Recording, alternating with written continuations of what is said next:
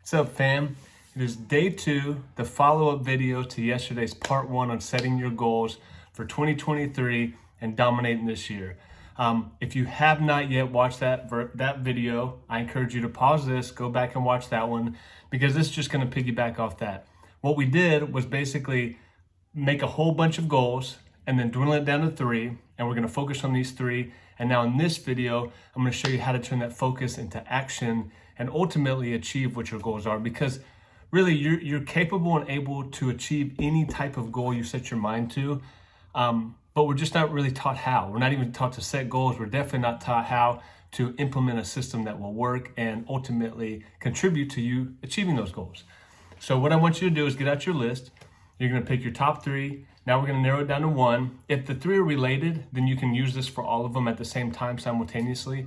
Most likely they're not. They might be aligned in terms of nearby future, long-term, 10 years, whatever. But generally, the goals are probably not 100% aligned with one another.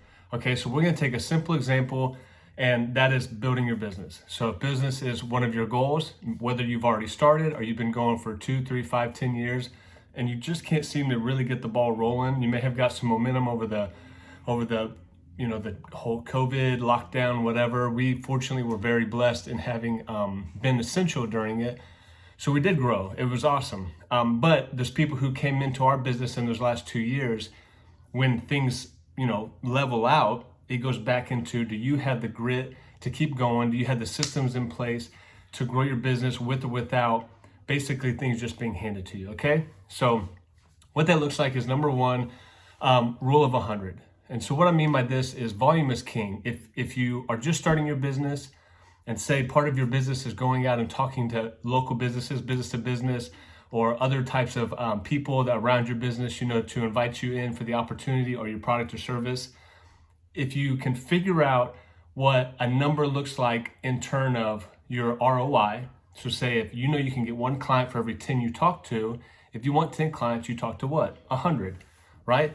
So, and if you don't yet have that number, start with anything. Start with 10 people a day, and 10 invitations, 10 conversations a day, 20 conversations, 50, 100, whatever that looks like, so that you can build a number, which is number 2 and 3 that we're going to talk about here in a second. But you got to get this volume up high. Like the biggest problem I see in entrepreneurs, especially in our business, is they just don't do enough. You can't talk to 1 person a day and expect your business to grow. You can't talk to 10 people a month and expect your business to grow, because as the law of averages work out, you're going to get a few come in from however many you talk to, and this is you can figure out your numbers, but ultimately you're going to lose several also.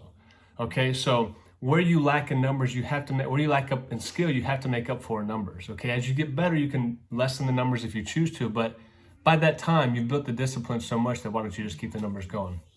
So number 1, really just hit the ground running. Like do 100 of whatever your daily activity is every single day. Email 100 people, message 100 people, make 100 phone calls, whatever that looks like. It's the law of 100, all right? Number 2 is law of reciprocity. In our business, we find one of our low cost, but still very great products, and then we go serve the community. We did a mission over November and December that was called Mission Serve 1000, and it was my goal to go out and serve 1,000 people of our products.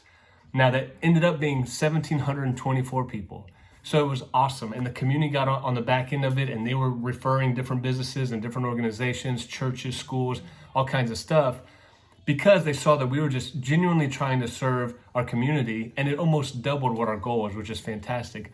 In turn, the law of reciprocity says that by serving somebody or giving them your service or, a portion of your product, they almost feel obligated to return the favor. Now that's not why you're doing it intentionally only, but you would like their business, but you want to show that whether they give you business or not, you're there for the community, okay? Especially if you're a smaller business. That's number 2. The last one is law of averages. And this is where we talked about if you're doing those 100 actions a day, 100 emails, 100 phone calls, 100 messages, whatever that looks like for you, you're going to naturally start seeing a number come back to you. So say out of every 100, you get 20 people. Then out of 200, you're going to get 40 people. 300, you're going to get 30 people, 60 people, and so on. So once you can figure out your law of averages, then based on whatever your goals are, You can break that down into numbers of people, and it's all a numbers game. And then as you increase your skill, increase your value, your systems, your free stuff that you're giving, or your high ticket implementations, challenges, whatever that looks like, then you have a lot more value because now these people know, like, and trust you. You've already given them something where they feel like the reciprocity must be there. And so when you've got your law of averages, you've already been serving your community and you're doing high volume, which means you're going to naturally get better. Because if you do 1,000 sales calls, 1,000 invites, you're going to be far more advanced than that person who's only done 5 or 10. Okay, and success like speed. So I truly feel that the quicker that you can get these numbers in, then the faster you will grow. If y'all have ever read a book called The Power of No, or Going for No, actually, Going for No is awesome because it gives you the mindset of where every no could ultimately have a monetary value to it if you know your law of averages. You know, and also say, for example, if at the end of 10,000 hours you were to so-called master something, if you could get that in a lot shorter time, instead of 10,000 hours, you compress that into maybe 1,000 hours or 1,000 invites. Because your skill is that much better, it's much better than taking the 10,000 hours and going over a 5-year period when you could do 1,000 hours in a much shorter time, or 1,000 invites or 1,000 conversations. You know, see my point.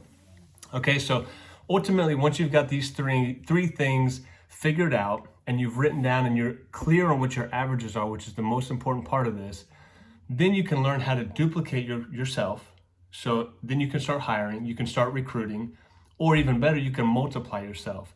Because if you can recruit people or hire people who are also skilled enough to recruit and hire and train, then it can take you out of the equation where now your business is built on something systematic and not just your face as the brand. Okay? So I hope this was valuable. Please like and share if you felt like this was valuable to you or maybe someone that you know. We're going to be doing this every single day in 2023. It's one of my personal commitments to just share what we've learned over the last 10 years. All right. Love you guys. Have a great day.